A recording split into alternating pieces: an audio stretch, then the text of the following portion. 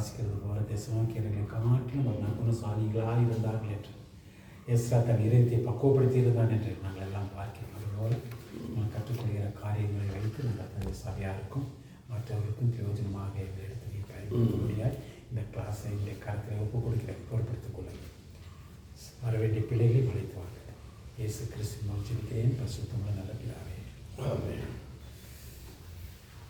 So தொட்டக்குறை அப்படின்னு ஒன்று இருக்குது. தொட்டக்குறை விட்டுக்குறை ஒன்று இருக்குது. போன செமஸ்டரில் நம்ம கடைசி புஸ்தகமாகிய எஸ்தரை பார்க்கவே இல்லை. அதுதான். ஸோ எஸ்தரை பற்றி பேசாமல் நான் கடந்து போகவும் விரும்பலை. எஸ்தர் எடுக்கலையே கோடிட்டு காமிச்சாரு. அதெல்லாம் எடுத்துட்டேன். என்ன என்ன கடைசி என்ன என்ன சொன்னேன்? எஸ்ரா கொடுத்தாரு. ஆமானின் 10 பிள்ளைகளும் தூக்கிலிடப்பட்டார்கள். அது வரைக்கும் லாஸ்ட் அங்கே நடந்த விருந்தெல்லாம் பற்றி பேசினேன்.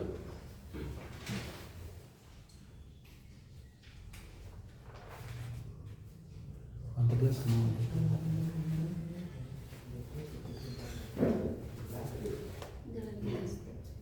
மூடி இதெல்லாம் வந்துட்டுமா? Opposite opposite opposite. அப்போ இந்த புஸ்தகத்துக்கு வேலை இதில் இது நடத்துல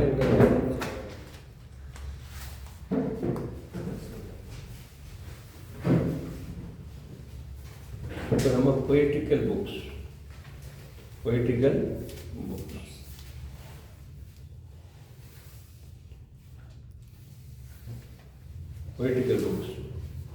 இதை வந்து விஸ்டம் லிட்ரேச்சர் அப்படின்னு கூட சொல்லுவாங்க.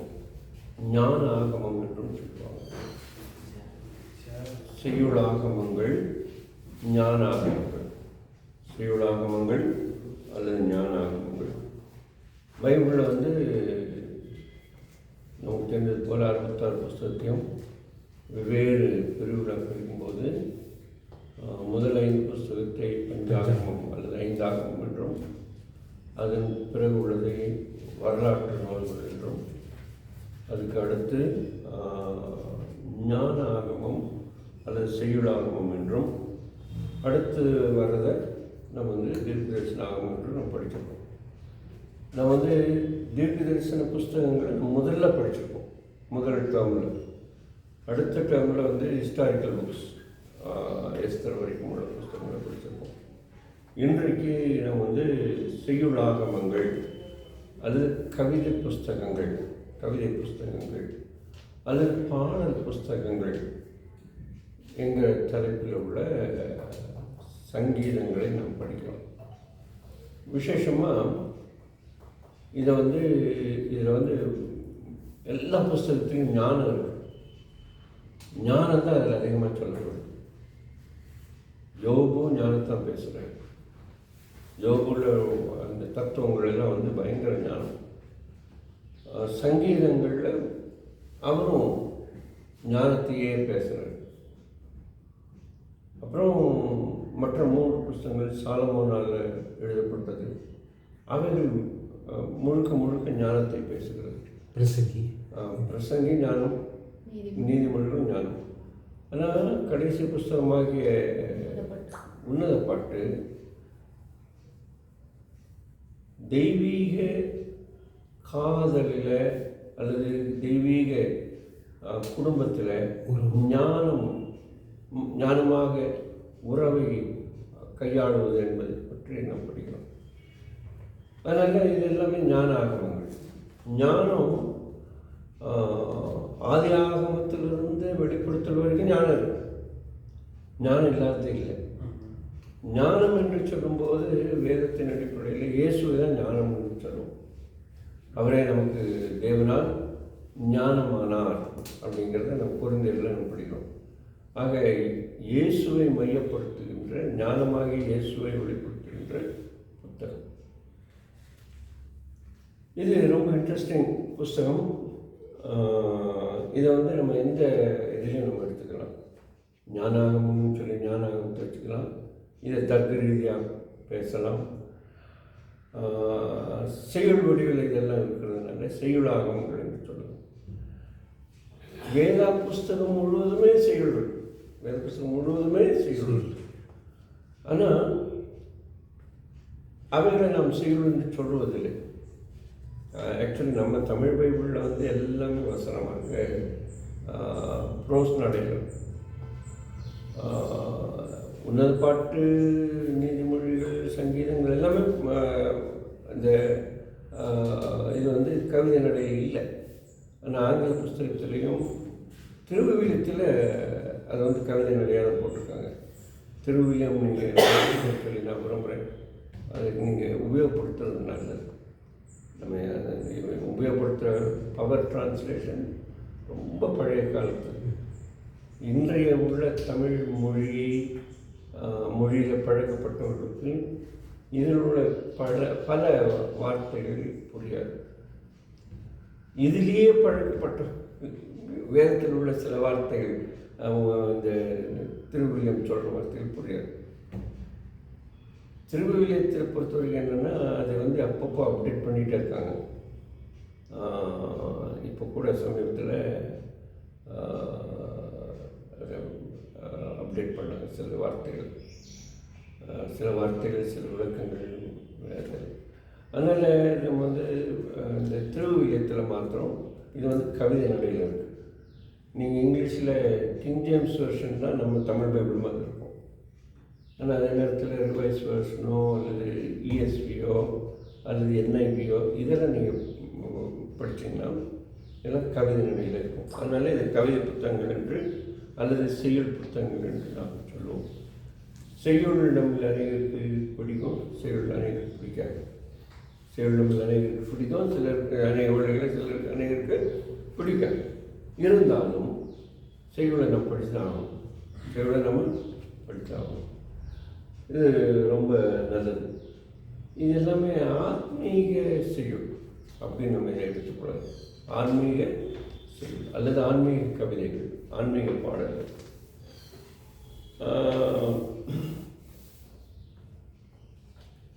வேத புஸ்தகத்தில் நான் ஏற்கனவே சொன்னது போல் ஆதி ஆகமத்திலிருந்து வெளிப்படுத்துகிற வரைக்குமே நிறைய கவிதைகள் இருக்குது. உதாரணமாக சில பாடல்களை நான் வந்து உங்களுக்கு சொல்லணும்னு சொல்லி விரும்புகிறேன். ஆதியாக புஸ்தகத்தில் படித்தீங்கன்னா லாமேக்கு ஒரு அழகான ஒரு பாடல் பாடுவார். அது ஆதியாக 4:23, 24, 2 வசனத்தில் தான் வருது. நம்ம பைபிளில் அது வந்து செய்யுள வர்றதில்லை. நான் ஏற்கனவே சொன்ன போது ஆங்கில பைபிள் படிச்சிங்கன்னா அது வந்து செய்யுள் வடிவில் தான் கொடுக்கப்பட்டிருக்கு. 4:23-24 அதில் அவர் அழகாக சொல்லுவார். அது படிச்சு எனக்கு தெரியும். அதை என்ன லாமேக்கின் மனைவிகளே கேளுங்கள், லாமேக்கின் மனைவிகளே கேளுங்கள் அப்படின்னு சொல்லிட்டு அந்த அழகாக எனக்கு காயம் உண்டாக ஒரு வாலிபனை கொன்றேன், எனக்கு காயம் உண்டாக வாலிபனை. அது எப்படி படிமா? லாமேக்கு தன் மனைவிகளை பார்த்து, ஆதாளே சில்லாளே, நான் சொல்வதை கேளுங்கள். அது சரி. அது வந்து இப்போ நமக்கு தமிழ் அந்த இதில் வருதுன்னா நமக்கு தெரியாது. கவிதை வழியில் வரும்போது இன்னும் நல்லா இருக்கும். ஆதாடே அப்படி போட்டு இருக்கும், சில்லாடை போட்டு ஒரு ஆச்சரியப்படுவோம். ரொம்ப அழகாக இருக்கும். ஆதாடே சில்லாடே கேளுங்க. லாமேக்கின் மனைவிகளே, சத்தத்துக்கு செவி கொடுங்கள். எனக்கு காயம் உண்டாக ஒரு மனுஷனை கொன்றேன், எனக்கு தழும்புண்டாக ஒரு வாலிபனை கொலை செய்தேன். காயினுக்காக 7 பழி சுமருமானால் லாமேக்குக்காக 77 பழிகள் சுமரும். இதுதான் கவிதை. இது நம்முடைய பைபிளில் கவிதை வடிவு வர்றதில்லை. அதனால நம்ம கவிதை நமக்கு தெரியல. இப்போது முதல் கொலையாளியாக பைபிள் சொல்லுது காயின். இவனும் ஒரு கொலையாளி, லாமேக்கும். இதை யாருக்கும் சொல்லாமல் வச்சிருந்து நான் நினைக்கிறேன் கடைசி நாளில் சாகிறதுக்கு முன்னால் என்ன அவர் வந்து அங்கே வந்து அறிக்கை செய்கிறார். இது வரைக்கும் நான் உங்களுக்கு எல்லாம் மறைச்சிட்டேன், இது வரைக்கும் உங்களுக்கு நான் மறைச்சிட்டேன், நான் ஒரு வாலிபனை கொண்டு போட்டேன்.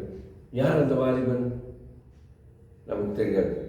ஒருவேளை அவங்க மனைவிகளை பார்த்து கூப்பிடுறதுனால அவங்களுடைய அண்ணன் தம்பிகளாக இருக்கலாமோ,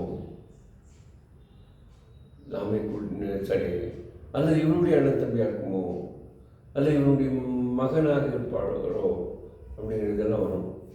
ஆக மொத்தம் அவர் ரகசியமாக மறைச்சு வச்சிருந்த இந்த பாவத்தை, கொலை பாவத்தை அறிக்கையிடுறாருங்கிறது அதில் நம்ம படிக்கிறது. அதே போல் யாக்கோபு தன்னுடைய பிள்ளைகளை ஆசீர்வதிக்கிறார் கடைசி அதிகாரத்தில், 49வது அதிகாரத்தில். அது கவிதை வடிவில் தான். அப்புறம் ஃபேமஸாக இருந்தது யாத்ராக புஸ்தகத்தில் 15வது அதிகாரத்தில் முதல் 18 வசனங்களை படித்தோம்னா அதில் மோசேயும் மற்றவங்க பாடுறாங்க, இஸ்ரவேலரும். விசேஷமாக மிரியாம் பாட்டு பாடுறாங்க. விசேஷமாக மிரியாம் கையில் டேம்பரின் வச்சுக்கிட்டு பாடுறாங்க. அது ரொம்ப மிரியாமுடைய பாடல்.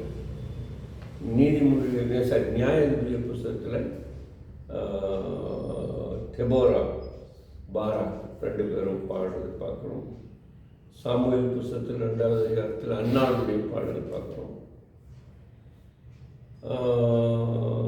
சாமுவேலில் 1வது அதிகாரத்தில் 17லேருந்து 2 சாமுவேல் 1வது அதிகாரத்தில் தாவீது புலம்பல் பாடுறார். யாருக்காக? சவுலுக்காக. தாவீது சவுலுக்காக பாடினது. இது இல்லாமல் வேறு பல பாடல்கள் உண்டு. அவர்கள் எல்லாவற்றிலும் இவைகள் முக்கியமானதாக கருதப்படுகிறது.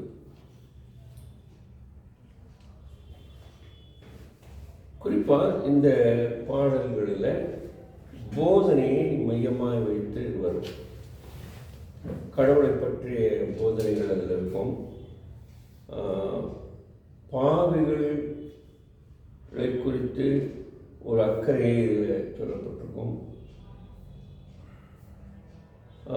உன்னத பாட்டு அல்லது யோபு புஸ்தகங்கள் வரலாற்றை மையப்படுத்தி அவை பாடல்களாக வருவதை பார்க்கிறோம். ஒவ்வொரு பாடலுக்கும் ஒரு பின்னணி உண்டு. அந்த பின்னணியத்தை தெரிஞ்சு நம்ம அதை படித்தோம்னா இன்னும் ரொம்ப ரொம்ப சிறப்பாக இருக்கும். பைபிள் கவிதைகள் மாத்திரம் இல்லை, நம்முடைய சாதாரண பாடல்களுக்கும், நம்முடைய கீர்த்தனைகள் மற்ற பாடல்களுக்கும் நிறைய பாட்டு. டேவிட், தோத்திரப்பா, எப்படி இருக்கீங்க? நல்லா இருக்கு. நீங்கள் வீட்டுக்கு சரி வேலைக்கு போயிட்டீங்களா? வீட்டில் தான் இருக்கீங்க? ஓ சரி சரி சரி. ஐயா நாளைக்கு இல்லையா, நாளைக்கு நான் தான் இங்கே பிரசவம் பண்ணோம். 4th வீக் வேணால் பிளான் பண்ணலாம். சொல்லுங்க. கேட்டிருக்கா? எப்படிங்க?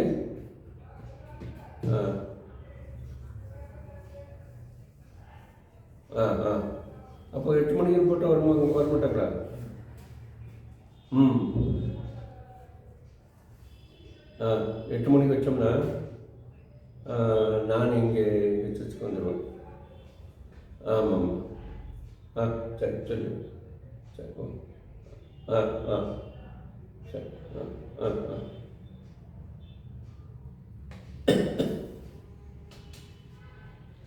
ஸோ இந்த பாடல்களை நாம் இந்த விடமாக நாம் எடுத்துக்கொள்கிறோம். நான் கீர்த்தனைகள், கிறிஸ்துவ கீர்த்தனைகள் உங்கள் எத்தனை பேர் பயன்படுத்துன்னு தெரியாது. நீங்கள் பயன்படுத்துகிறீங்க. மற்ற சபையார் கீர்த்தனைகள் அதிகமாக பயன்படுத்த மாட்டாங்க. புத்தெழுச்சி பாடல் தான் சாதாரண பாடுவாங்க. புத்தெழுச்சி பாடல்களையும் சாரா நவ்ரோஜி பாடிய பாடல்களுக்கு ஒவ்வொன்றுக்கும் ஒரு பின்னணி இருக்கும். சாரா நவ்ரோஜுடைய பாடல் உதாரணமாக அவங்கள சொல்கிறேன். நடராஜ முதலியார் பாடல்கள்லாம் இருக்குது. எல்லாத்துக்கும் ஒரு பின்னணி இருக்குது. நம்ம வந்து ஆமை நல்லையில் சொல்லி போயிடுறோம். ஆனால் அந்த பாடல்களுக்குள்ள பின்னணியை தெரிஞ்சு பாடினோம்னா நம்ம அந்த பாடலோட ஒன்றிச்சு போவோம், ரொம்ப ஒன்றிச்சு போவோம். நான் நினைக்கிறேன் இப்போல்லாம் பெந்தேகோஸ்து சபைகள்லேயும் கம்யூனியன் அன்னைக்கு கர்த்தரின் பந்தியில் வாங்கல் பாட்டு பாடுறாங்க. ஒரு சிலர் சபையில் பாடுறாங்க, ஒரு சிலர் இல்லை, மோஸ்ட்லி எல்லா சபையும் பாட தொடங்கிட்டாங்க. புஸ்தக சர்ச்சில் நல்ல ஒரு பின்னணியா அந்த பாடலில் ஒரு நல்ல ஒரு பின்னணி, அது ரொம்ப நல்ல பின்னணி இருக்குது. ஆனால் அந்த பின்னணி அது உண்மையான பின்னணிங்கிறது தெரியல. என்னுடைய ஆய்வின்படி அது ஒரு நல்ல பின்னணியாக தெரியல. இருந்தாலும் அதை நம்ம அதை எடுத்துக்கொள்ளலாம். ஸோ அந்த பாட்டில் எல்லாம் வர அந்த பின்னணியெல்லாம் படித்தோம்னா நம்ம அந்த பாட்டோடு இணைஞ்சு போவோம். அதனால் பாடல்களோட பின்னணி நல்லது. சரி, இப்போ இவரே செயல்களுக்கும் தமிழில் உள்ள செயல் வகைகளுக்கும் உள்ள ஒரு பொதுவான ஒரு வித்தியாசங்களை நம்ம பார்ப்போம், அல்லது ஒற்றுமைகளை நாம் பார்ப்போம். வித்தியாசங்கள் பொதுவாக தமிழில் செய்யுள்கள் காவியமாக காப்பியமாக வருவதை பார்க்கிறோம். காவியம் காப்பியம் அப்படின்னு என்ன? காவியம் அல்லது காப்பியம் என்ன? காப்பியம்னா ஒரு ஒரு கதையை மையமாக வச்சு வரும். காவியமோ காப்பியமோ உதாரணமாக இயேசு காவியம், நான் கிறிஸ்துவ இதிலே சொல்கிறேன். இயேசு காவியம்னு ஒன்று கண்ணதாசன் எழுதி பண்ணியிருப்பார். அதுக்கு பிறகுதான் அவர் வந்து கிறிஸ்துவராக மாறினதாக அவருடைய மகள் சொல்கிறத நான் கேட்டிருக்கேன். ஆனால் அவர் ஞானஸ்நானம் எடுத்தாரா, எங்கே எடுத்தார், எந்த சபையில் அங்கமானார் அப்படிங்கிறதும் தெரியாது. அவருடைய அண்ணன் பையனுக்கு தான் அக்காவை கொடுத்துருக்கியா? ஆண்டவர் மேலே நம்பிக்கை ஞானஸ்நானம் இருக்குது, ஞானஸ்நானம் இருக்குது. அதனால் அதான் சொல்ல வரேன். ஆனால் அவர் வந்து கண்ணனுடைய பக்தராக இருந்தார், கிருஷ்ணனுடைய பக்தராக இருந்தார். அதனால தான் அவர் வந்து கண்ணாங்கிற பாட்டெல்லாம் சினிமாவில் புகுத்தினார். ஆனால் காவியத்திலையும் அழகான ஒரு வாக்கியம் வருது. தத்துவ ஞானம் புத்துயிர் பெற்றது யூத நிலத்தினிலே, சத்திய வேதம் நின்று நிலைத்தது இத்தாரணி மீதினிலே, எத்தனை உண்மைகள் வந்து பிறந்தது இயேசு பிறந்ததிலே, இத்தனை நாளும் மானிடன் வாழ்வது இயேசுவின் வார்த்தையிலே. கடைசி இருந்த புத்தகம் தான். ஆமாம், கடைசியில் புத்தகங்களில் பாட்டே அதுதான், சினிமா பாட்டு கூட நிறுத்திட்டுலாம் கேள்விப்பட்டாரு. பிறகு அவங்களுடைய மகள் ஒரு நாள், நான் எங்கே ஆமாம் எத்தனாவது தமிழ் மாநாடு தெரியல, இப்போது ஒரு தமிழ் மாநாட்டுக்கு இதுக்கு போயிருந்தேன். இங்கே திருச்சி ஹீபர்ஸ் காலேஜில் நடந்தது உலக தமிழ் மாநாடு. அது கலைஞர் உலக கிறிஸ்தவ தமிழ் மாநாடு, உலக கிறிஸ்தவ தமிழ் மாநாடு. அதுக்கு ஒரு மாநில கண்ணதாசனுடைய மகளை கூப்பிட்டு வந்து பேசினாங்க. அந்தம்மா ஒரு நல்ல பெரிய பிரசங்கி. அதனால் அந்த அம்மா தான் அந்த இதெல்லாம் சொல்லியிருந்தாங்க. அப்போ இயேசு காவியம், ராம காவியம், லட்சுமண காவியம் அப்படின்னு காவியங்கள் இப்படி இருக்கு ஆச்சுங்களா. எஸ்தர் காவியம்னு ஒரு காவியம் இருக்கு. நம்ம ஊட்டி பக்கத்தில் கல்லட்டி தெரியுமா உங்களுக்கு? கல்லட்டியில் ஒரு சிஎஸ்ஐ ஸ்கூல் இருக்குது. அந்த ஸ்கூலில் வாத்தியாராக இருந்தார் ஒருத்தர், ராபின் சோ அப்படின்னு. அவர் இறந்துட்டார். அவர் வந்து எஸ்தர் காவியம்னு ஒரு புஸ்தகம் போட்டிருக்கிறார். ரொம்ப அழகான புஸ்தகம், நல்ல கவி வளம் இருந்த புஸ்தகம். அவர் வந்து இப்படி தான் எஸ்தரை மையப்படுத்தி எழுதியிருக்கிறார். ஆக யாராவது ஒரு நபரை மையப்படுத்தி எழுதியிருந்தால் அது காவியமாகும் அல்லது காப்பியமாகும். சிலப்பதிகாரம்ங்கிறது காப்பியம். ஸோ காவியம் காப்பியமாக இந்த மாதிரி இருக்குது. தமிழ் மொழியில் உள்ள ஒரு சிறப்பு. சரிங்களா? இங்கே சொல்லிருப்பாங்க, காவியம் என்பது பாடல் வடிவிலான நீண்ட கதை. பாடல் வடிவமான நீண்ட கதை. உதாரணத்துக்கு ராமாயணம், ராமாயணம், மகாபாரதம், கம்பராமாயணத்தை நம்ம சொல்லலாம். காப்பியம் என்பது பாடல் வடிவில்தான் அமைந்த நாடகம் அல்லது கதை. உதாரணமாக சிலப்பதிகாரம், நல்லத்தங்காளுங்கிற கதை கேட்டுருக்கீங்களே, ரொம்ப அருமையான கதை. நல்லத்தங்காள் பற்றி தெரியுமா குமார் உங்களுக்கு? நல்லத்தங்காள் இதில் இதுலேயே இருக்குது, நீங்கள் அப்படி பார்க்கலாம். சினிமாவும் எடுத்திருக்காங்க, நல்லத்தங்காளுங்கிற ஒரு சினிமா எடுத்திருக்காங்க. சரி, அதனால் அது என்னன்னு நீங்கள் யூடியூப்பில் பார்க்கலாம். நல்லத்தங்காள் ரொம்ப அருமையான ஒரு இது. கடவுளுக்காக உயிர் கொடுக்குறல. ஸோ இது இல்லாமல் பாடல்களில்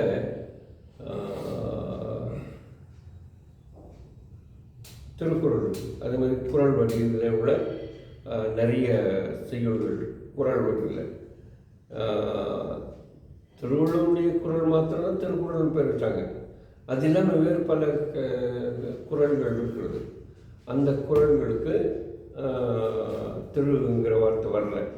அதை வந்து வேறு பல ஆசிரியர்கள் எழுதியிருக்காங்க.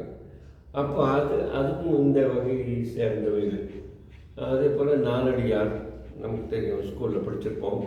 நாலடியார் இதெல்லாமே வித்தியாசமான நடையில் எழுதப்பட்டிருந்தாலும் தமிழ் மொழியில் அவர்கள் சிறப்புற செய்கின்றன என்பதை நம்ம அறிந்து கொள்கிறோம். ஆங்கில கவிதைகளுக்கும் இப்ரேய கவிதைகளுக்கும் தமிழ் கவிதைகளுக்கும் நிறைய வேறுபாடுகள் உண்டு, வித்தியாசங்கள் உண்டு. ஆனால் கவிதைங்கிறது ஒரு மனிதனுடைய உள்ளத்தில் தோன்றுகின்ற கற்பனையினால் வருகிறவர்களும் உண்டு. அதே நேரத்தில் உண்மை சார்ந்த நிகழ்வை அடிப்படையாக கொண்டு அதை கவிதை வடிவில் எழுதுகிறவங்களும் உண்டு.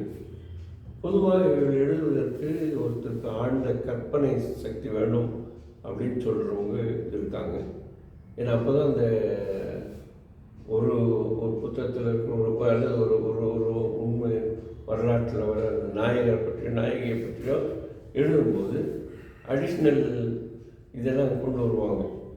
அவருடைய அழகை மிச்சறதோ அல்லது அவருடைய பலத்தை மிச்சறதோ அல்லது அவருடைய கொடைத்தன்மையை மிச்சறதுக்கும் சில வார்த்தைகளை அவங்க பயன்படுத்துவாங்க. அதனால் அது இருக்குது. ஸோ சில இது வந்து ரொம்ப நல்லா இருக்கும். எபிரேய கவிதைகள் வந்து ஆழமான சிந்தனையை தூண்டக்கூடியவைகள். ஆழமான சிந்தனையை தூண்டக்கூடியவைகள். உதாரணமாக நம்முடைய பிரசங்கி, அது நீதிமொழிகள், அது வந்து தத்துவம் சார்ந்தது. ஆனால் அதில் எதுலேயும் கற்பனை கிடையாது. கற்பனை கிடையாது. தமிழ் கவிதைகளில் நிறைய கற்பனை இருந்தாங்க. தமிழ் கவிதைகளில் கற்பனை இருக்கும். அறிவு புகட்டுகின்ற செய்திகள் இதில் நிறையா இருக்கும். தமிழில் வந்து அறிவு புகட்டுகின்ற கவிதைகள் இருக்கிறது போல எபிரேயத்திலையும் நிறைய அறிவு புகட்டுகின்ற கவிதைகள் தான் அப்படிங்கிறது.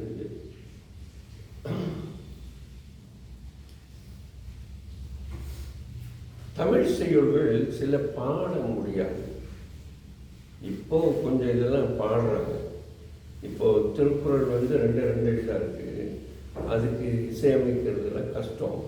இருந்தாலும் இப்போ சமீப காலமாக கொஞ்சம் பேர்லாம் அது முயற்சி பண்ணிகிட்ருக்காங்க. ஆனால் அது பாடல் வகையில் கொண்டு வர முடியாது, இசையாக கொண்டு வர முடியாது.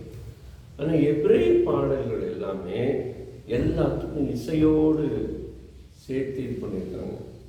ஏன்னா நம்முடைய 150 சங்கீதங்கள் இருக்குது. அந்த 150 சங்கீதத்துக்கும் அழகழகான இசை இருக்குது. அதனால் அது மேலேயே அதை குறிப்பிட்டிருக்கும். என்ன ராகத்தில், என்ன தாளத்தில் இந்த பாடல் பாடப்பட்டிருக்கு அப்படின்னு. அது வந்து நிறைய பாடல்கள் வந்து ஒப்புவிக்கப்பட்டது அப்படின்னு வரும். பார்த்துருக்கீங்களா சங்கீதத்தில் ராகத்தலைவனுக்கு போகும். இந்த ராகத்தலைவனுங்கிறது யார்? இசையமைப்பாளர். அது யார் இருப்பாங்கன்னா அந்த நாட்களில் எபிரேயர்களில் இந்த பாடல்களுக்கென்றே ஒரு தனி குழு அமைச்சிருப்பாங்க. நம்ம வந்து என்ன சொல்லுவாங்க, சர்ச்சில் பாட்டு குழு இருக்குங்கள, அவங்களுக்கு என்ன பேர்? ஒரு நல்ல பேர் இருக்கு, கொயர். அந்த கொயர் லீடர் அவங்களுக்கு இது கொடுக்கும். அந்த கொயர் லீடர் தான் அதுக்கு ஒரு ராகம் அமைச்சிருப்பார். அந்த கொயர் லீடர் தான் அந்த ராகத்தை வந்து என்ன சொல்கிறது அப்படியே பண்ணி சொல்லிட்டு இருப்பார். நம்ம நினைக்கிறோம் அந்த பாட்டு ஆட்டினா அதுதான் பாட்டுன்னு நினைக்கிறோம். அது என்னன்னா, அவர் வந்து இந்த ராகத்தை உயர்த்துங்க, அப்படியே வந்து கொஞ்சம் இறக்குங்க, அப்புறம் இப்படி பண்ணுவார். அது வந்து அப்படியே ஒரே ராகத்தில் போங்க, அப்புறம் உயர்த்துங்க, அப்புறம் அப்படி சுற்றி அடித்து கீழே வாங்க அப்படின்னு சொல்கிறது தான் அந்த இசை. அதை வந்து அந்த எழுதி தான் வைப்பாங்க. அந்த இதெல்லாம் இந்த ராக புஸ்தகங்கள் இன்றைக்குமே இந்த கீர்த்தனைக்கும் பாமாலைக்கும் தனியாக ராக புஸ்தகங்கள் இருக்குது. ஏன்னா நம்ம சர்ச்சில் பாடுறவங்க இந்த கொயர் வந்து அதை ஃபாலோ பண்ணி தான் அந்த பாட்டெல்லாம் சொல்லி கொடுப்பாங்க. அதில் அவங்களும் பாடுவாங்க. இன்னொன்று, ஒவ்வொரு இந்த சர்ச்சஸ், இந்த பெரிய பெரிய சர்ச்சஸில் ஒவ்வொரு சனிக்கிழமையும் சாயங்காலம் ஒரு 2 மணி நேரம் அன்றைக்கி ஞாயிற்றுக்கிழமை பாடுற பாட்டை ப்ராக்டிஸ் பண்ணுவாங்க. ப்ராக்டிஸ் பண்ணி தான் போவாங்க. நம்மள அநேகர் இந்த மாதிரி ப்ராக்டிஸ்லாம் போடுறது. நம்ம ஒரு ராகத்தில் பாடுவோம், சமயம் ஒரு ராகத்தில் பாடுவாங்க, அங்கே இருக்கிறவங்க ஒரு ராகத்தில் பாடுவோம், அப்படி போயிடும். பயங்கரமாக நம்ம பாட்டை கொலை பண்ணுறதுல நம்மளை விட யாரும் சிறந்தவங்க இல்லை. நம்ம ஒரு வகையில் கொலைகாரலாம், விசேஷமாக அந்த பாட்டை கொலை பண்ணுறோம். இப்படி ஒரு கதை சொல்லுவாங்க.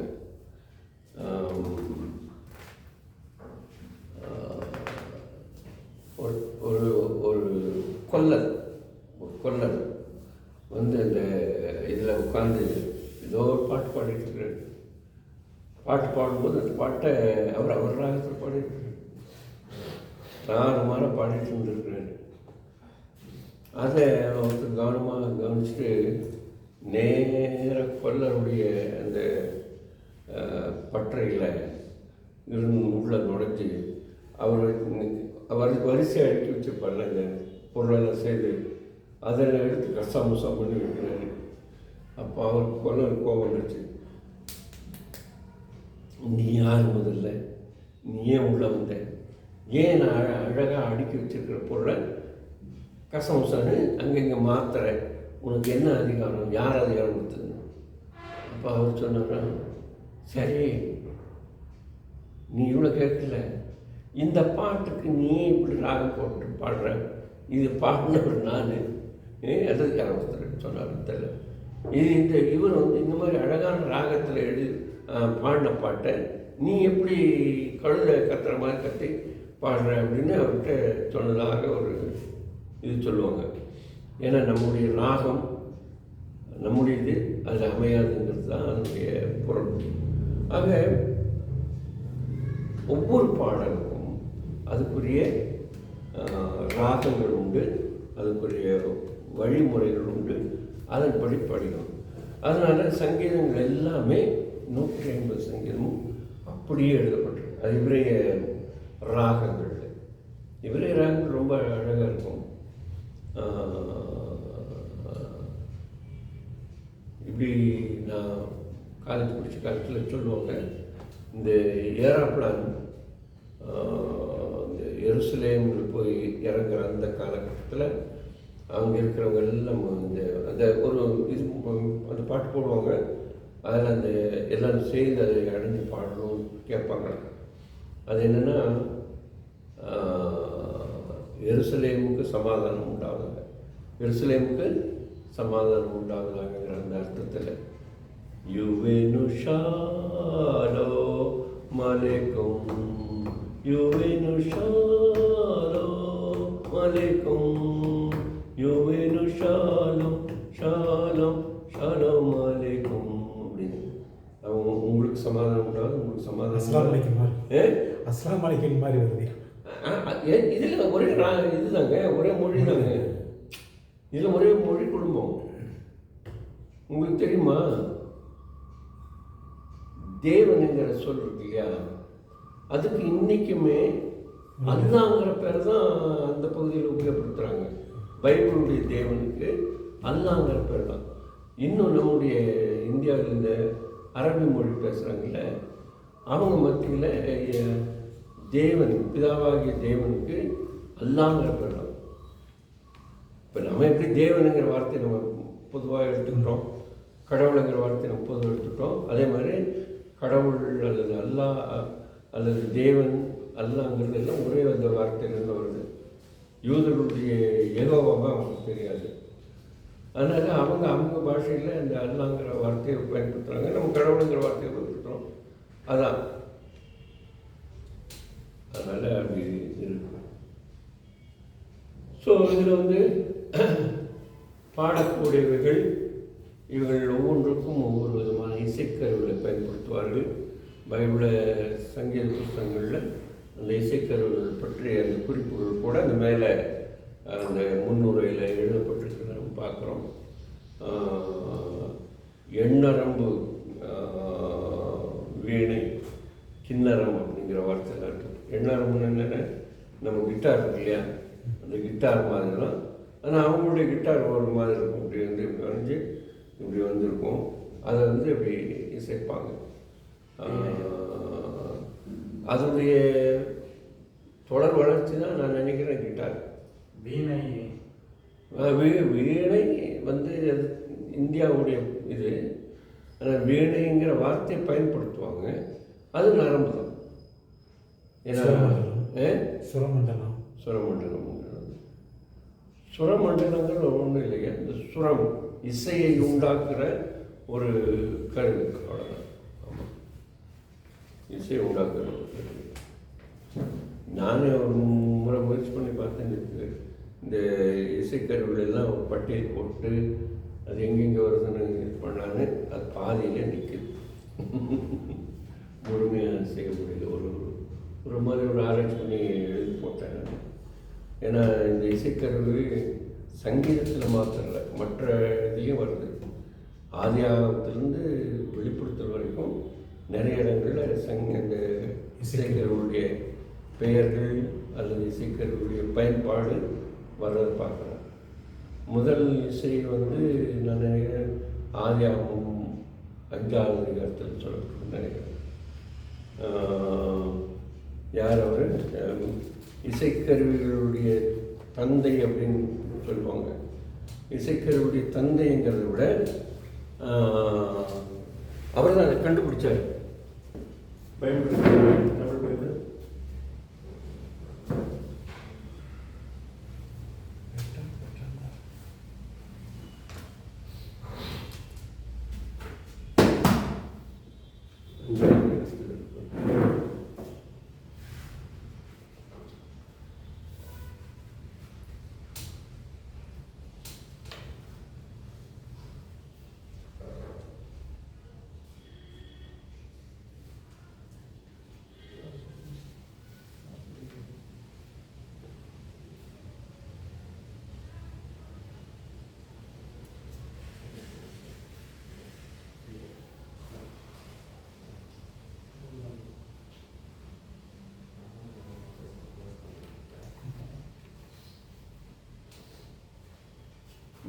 சரி 4வது அதிகாரத்தில் வருதுங்க.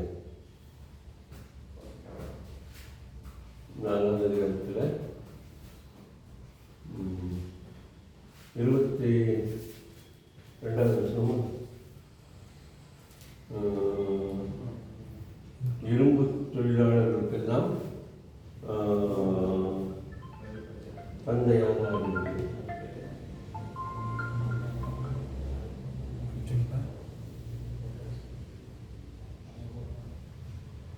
இசைக்கருவிகளுக்கு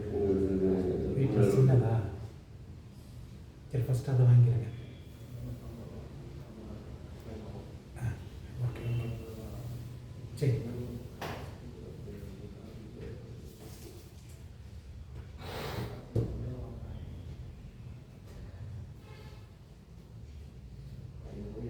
சரி, நான் அதை உங்களுக்கு அனுப்புகிறேன். இந்த குறிப்பு மாத்திரம் அனுப்புகிறேன். இந்த மந்தை மேய்க்கிறவர்களுக்கு தகப்பனானால் 21வது வருஷம் பாருங்க, தயவுசெய்து 21வது வருஷம் பாருங்க. 4:21 அவன் பாருங்க, ஆதாள் யாபேலை பெற்றால் அவன் கூடாரவாசிகள் வாசம் பண்ணுகிறவர்களுக்கு மந்தை மேய்க்கிறவர்களுக்கும் தகப்பனான. அப்படின்னா இவர் ஒரு புது சிஸ்டத்தை இன்ட்ரடியூஸ் பண்ணுறாரு.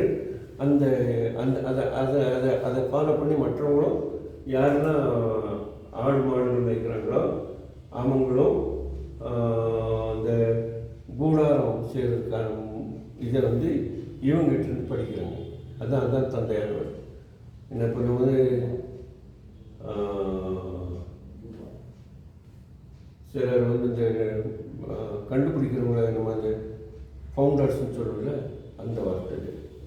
அப்புறம் 21வது வருஷத்தில் அவன் சகோதரனுடைய பேர் யூபால். அவன் கிண்ணறக்காரர் நாகசுரக்காரர் யாவருக்கும் தகப்பனானான். கிண்ணறக்காரர் நாகசுரக்காரர். ஆக இந்த கிண்ணறம் இசைக்கிறது, நாதசுரம் இசைக்கிறது. நாதசுரம்னு என்ன? நாதசுரம் இந்த இசையை உருவாக்குகின்ற ஒரு கருவி. அது பல கருவிகளாக இருக்கும். நாதம்னா இசை, நாதம்னா இசை. அந்த அந்த இசையை, அந்த நாதத்தை உருவாக்குகின்ற கருவிகள். அது எது அந்த காலத்தில் இருந்து நமக்கு தெரியாது. ஆனால் இந்த ஒரு சின்ன ரெஃபரன்ஸ் மாத்திரம். ஒருவேளை புல்லாங்குழல் கண்டுபிடிச்சிருக்கலாம், அல்லது வீணை கண்டுபிடிச்சிருக்கலாம், அல்லது மத்தளம் கண்டுபிடிச்சிருக்கலாம். அதனால் பல விதமான இது. அதை எதை அவங்க டிஸ்கவர் பண்ணாங்கன்னு தெரியாது. அதனால் பாடக்கூடிய வகையில் இந்த எபிரேயர்கள் இருந்தன. நிறைய பாடல்களுக்கு நம்ம பாட முடியாது. இப்போது கவிதைகள் வருது இல்லையா, நிறைய பேருக்கு. இப்போ நிறைய கவிதை புஸ்தகங்கள் வருது. அந்த கவிதைகளுக்கெல்லாம் இசையமைக்க முடியாது. ஏன்னா அவங்க இசையமைக்கிறதுக்காக எழுதுறதில்லை. இதுக்காக சிலது இசையமைக்கிறாங்க. இப்போது நீங்கள் இந்த சினிமா பாட்டுகளை இப்போ உதாரணத்துக்கு சொல்கிறேன்னு, சினிமா பாட்டுகளில் எதுவுமே எழுதும்போது இசையமைக்கிறது இல்லை. இசையமைக்கிறதுக்கு வேற ஒருத்தர் வருவார், பாடல் எழுதுனது வேற ஒருத்தராக இருப்பார். கவிஞர் கண்ணதாசன் வெறும் என்ன செய்வார், கவிதைகளை பாட்டு மாத்திரம் எழுதி கொடுப்பாரு. அப்புறம் அந்த அந்த அந்த வார்த்தைகளுக்கு பொருத்தமாக இசையமைப்பாங்க. பஞ்ச அருணாசலமோ அல்லது MS விஸ்வநாதனோ அல்லது வேறு யாரோ ஒருத்தர் இசையமைப்பாங்க. அந்த இசையமைக்கிறவங்களால பாட முடியாது. கவிதை எழுதுகிறவங்களால, பாட்டு எழுதுகிறவங்களால பாட முடியாது. இசையமைக்கிறவங்களால பாட முடியாது. அதை பாடுறதுக்குன்னு ஆட்கள் இருப்பாங்க. பாலசுப்ரமணியமோ அல்லது சுசிலாவோ அல்லது யேசுதாஸோ யாரோ ஒருத்தர் இருப்பாங்க. அவங்களால பாட முடியும். இருந்தாலும் இவங்க இந்த இது பண்ணும்போது அவங்களும் பாடமாக செய்கிறாங்க. இப்போது கவிஞர் கண்ணதாசன் ஒரு பாட்டு பாடுவார் சினிமாவில். உங்களுக்கு எத்தனை பேர் தெரியுங்க? பரமசிவன் கழுத்தில் உள்ள பாம்பு கேட்டது கருடா சௌக்கியமானு. அதை ஒரே ஒரு பாட்டு தான் பாடினார்னு நினைக்கிறேன். அந்த மாதிரி பாட வைப்பாங்க. ஆனால் மோஸ்ட்லி அவங்களுடைய வேலை எழுதுறது தான் இருக்கும். ஆனால் இவங்க இசையமைக்கிறவங்க அவங்களுக்கு ராகம், இவர் இப்போ பாட்டு ரொம்ப ஃபேமஸ் இல்லை, யார் ஒரு பேர் இளையராஜா. ஆனால் அவருடைய குரல் இனிமையான குரல் கிடையாது, ஒரு மாதிரி கழுத குரல், கரகரப்பான குரல். ஆனால் அதையும் நல்லா இருக்குன்னு தான் கேட்குறாங்க. அது மக்கள் அது அது வேறு வார்த்தை அந்த வார்த்தையோட இனிமைக்காக. அதுக்காக. ஆனால் அவர் இசையமைக்கிறது அவர் இது என்ன சிம்பனி தான் அந்த மாதிரி. அதெல்லாம் கிறிஸ்டியனுங்கிறாங்க. ஆனால் எங்கே கிறிஸ்டின் தெரியல. ஆசிரியர் கிறிஸ்தவன் படத்துக்காக அப்படியே மாறிட்டாங்க பிசாசு. ஆனால் இன்னைக்கு அவங்க இந்து கோயிலுக்கெல்லாம் இது அவமானப்பட்டாலும் அங்கே போகிறாங்க. 75 லட்சம் கொடுத்துருக்காங்க திருச்செந்தூர் கோயில் கும்பாபிஷேகம். இல்லை அது கொடுத்தோம். ஆனால் இந்த இடையில போகும்போது அவர் யாரோ அசிங்கம் பண்ணியிருக்காங்க. இது சமீபத்தில் ரொம்ப ரொம்ப சமீபத்தில். இப்போ இன்னைக்கு ஜோசப் விஜய் நேற்றுக்கு எங்கள் துணியெல்லாம் கழட்டி போட்டு குப்பரை வந்து கிடந்துக்கிறான். முழங்காலில் நின்று நடந்தே முழங்கால் போனோம். இந்த நடந்த முழங்கால் போகிறது வரலாறு தெரியுமா? அது வந்து கத்தோலிக்கர்கள் வந்து என் பாவமே என் பாவமே என் பாவம்னு குத்துவாங்க. என்ன அப்போது அந்த இதுக்கு போகும்போது அந்த பீடை வரைக்கும் என் பாவமே என் பாவம்னு சொல்லிட்டு இப்படி தான் தாழ்ந்து போவாங்க. அதன் அடிப்படையில் தான் இவங்க இந்த இதை கொண்டு வந்தாங்க. இந்த பாவ அறிக்கையெல்லாம் போய் அதற்கு பாவமன் சீட்டெல்லாம் வாங்குறது. பாவமன் சீட்டு இல்லை, பாவமன் பெறதுக்காக. ஸோ அந்த அந்த வகையில் அங்கே முழங்கால் பிடி போட்டால் எங்கேயும் துணியெல்லாம் கட்டிட்டு நிர்வாணமாக போனான்.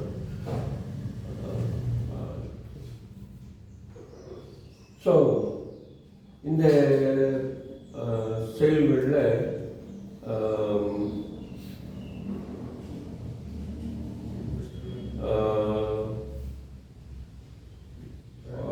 நிறைய இந்த செய்யுள் சம்பந்தமான வார்த்தைகள் ஒரு சினானிமஸ் பேரலிசம், ஒரு பொருள் ஒருபோகு நிலை அப்படின்னு ஒரு சிஸ்டம் இருக்கும். சங்கீதம் 49:1, 2ஆவது சங்கீதம், 19ஆவது சங்கீதம் 1-2 வசனங்கள். இதெல்லாம் ஒருபோகு ஒரே ஒரு பொருளை ஒரு போக்கில் படிக்கிறது. அப்புறம் முரணை செய்வது, ஒரு கருத்து இன்னொரு கருத்தோட எதிர்மறையில் வரும். அதே போல் சங்கீதத்தில் அகரவரிசையில் உள்ள பாடல்கள் வரும். தமிழில் அகரவரிசை பாட்டு ஸ்கூல் படிக்கும்போது படிச்சுருக்கீங்களா? நீங்களும் படிச்சீங்களான்னு தெரியல எனக்கு. என்ன பாட்டு சொல்கிறது? அகரவரிசை பாட்டு ஊக்கம் வந்து கைவிடு, கைவிடு, நம்ம அந்த அது வந்து அகரவரிசை பாடல்கள். அது வந்து சொல்லி கொடுப்பாங்கல்ல, அதை சுலபமாக்குறதுக்கு அப்படி சொல்லி கொடுப்பாங்க. ரொம்ப இன்ட்ரெஸ்டிங்கானது அந்த காலத்தில் தமிழில். இப்போ அந்த பாட்டெல்லாம் இருக்கான்னு தெரியல. இருக்கா? யாரும் சொல்கிற மாதிரி தெரியல. பிள்ளை யாரும் சொல்கிற மாதிரி தெரியல. தெரியல. ஏபிசிடி தான். இல்லை, இன்னொன்று நமக்கு தெரியுற மாதிரி அது இங்கிலீஷ் படிக்கிறதுனால. இப்போ அந்த காலத்தில் தமிழ் படிக்கும்போது நமக்கு என்ன சொல்லி கொடுத்துருக்காங்கன்னா, சொல்லி கொடுத்து சுலபமாக படிக்கிறதுக்காக அம்மா இங்கே வா வா, ஆசை ஆசை ஆசை முத்தம் தா, இலையில் சோறு போட்டு தூரம் போட்டு, நீங்களாம் படிச்சிருப்பீங்கன்னு நினைக்கிறேன். அந்த செயலெல்லாம் செய்து அம்மா இங்கே வா வா, ஆசை முத்தம் தா.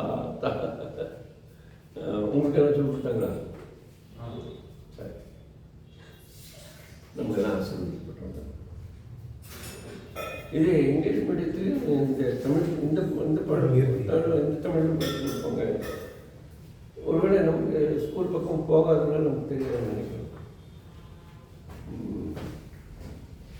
நான் போவேன் ஸ்கூலுக்கு, ஆனால் இந்த மாதிரி கவனமாக இப்போ கேட்கல. மோஸ்ட்லி போனால் அந்த இதில் வந்துட்டு வந்துடுவோம், ஆஃபீஸில் வந்துட்டு வந்துடுவேன். இந்த 110 19 சங்கீதம். அது வந்து முழுக்க முழுக்க அகர்வரிசையில் எழுதப்பட்ட பாடல். ஆல்லைட், பேத், கிமேல், தாலத்.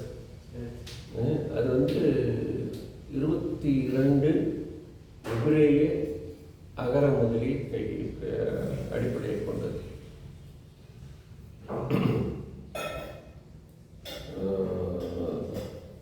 எட்டு வசனமாக பிரிச்சிருக்காங்க. எட்டு வசனமாக பிரிச்சாங்க.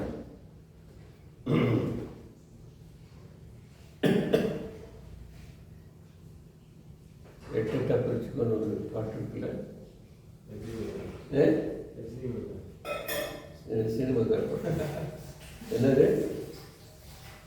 எட்டு அந்த வயசுக்கு தகுந்தபடி சுபாவங்களை பாடலாம். அதான் இல்லை இந்த ரஜினிகாந்த் பாட்டு பாடுவாங்க.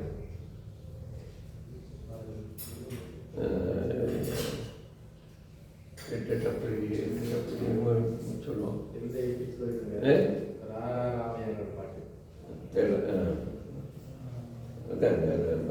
பாட்டு இருக்குன்னு தெரியும், அது முழுக்க தெரியும்.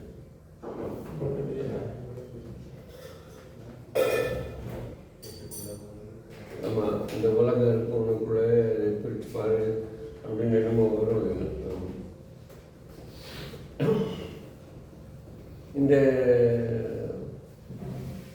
இதை வந்து பார்க்காம மனப்பாடம் பண்ணுறதுக்கான வழிமுறை தான் அந்த அகரவரிசையோட பாடங்கள். பார்க்காம மனப்பாடம் பண்ணுறது, அது மனப்பாடம் பண்ணுறதுன்னா பார்க்காம அது அப்படி சொல்கிறது. அதை வந்து தமிழில் அழகாக ஒரு வார்த்தை சொல்லுவாங்க, பாராயணம் பண்ணுது. பாராயணம் பண்ணுது, பார்க்காம ஒப்பிட்டு சொல்கிறது.